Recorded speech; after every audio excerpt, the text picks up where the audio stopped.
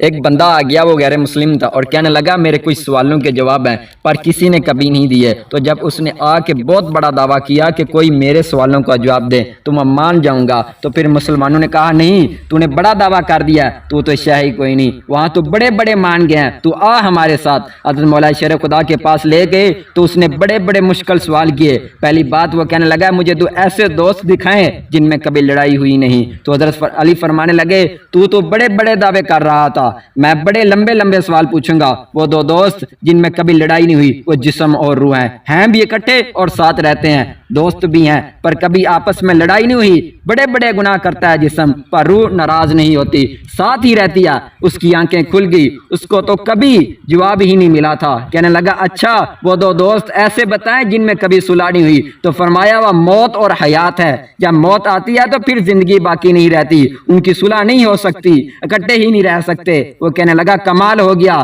ذہن کھل گیا۔ کہنے لگا اور پوچھ لوں؟ تو حضرت علی نے فرمایا تیرا ہی دعویٰ تھا، دو پوچھنے ہیں، میں تو تیار ہوں، تو چاہے تو 100 سوال پوچھ۔ کہنے لگا وہ بی بی جس نے چند لمحوں میں بچہ پیدا کر دیا وہ کون ہے؟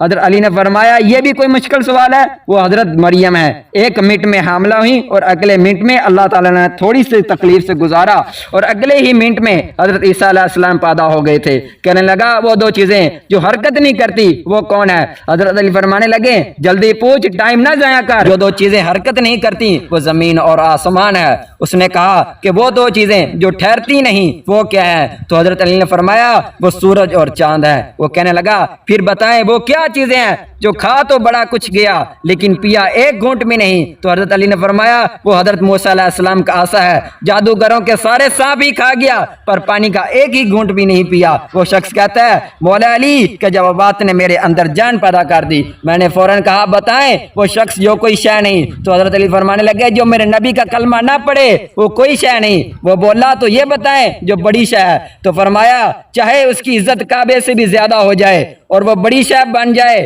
وہ محمد عربی کا کلمہ پڑھ لے، کافر کوئی شے نہیں، مومن بڑی شے ہے۔ اس نے ہاتھ آگے بڑھایا اور بولا پھر کلمہ بڑھائیے۔ تو حضرت علی رضی اللہ تعالی عنہ نے اسے کلمہ پڑھایا، وہ دائرہ اسلام میں داخل ہو گیا۔ یقین جانیے ایمان سے بڑھ کر کوئی دولت نہیں۔ اللہ سے دعا ہے کہ ہمیں ایمان پر ثابت قدم رہنے کی توفیق عطا فرمائے، آمین بجاہ النبی۔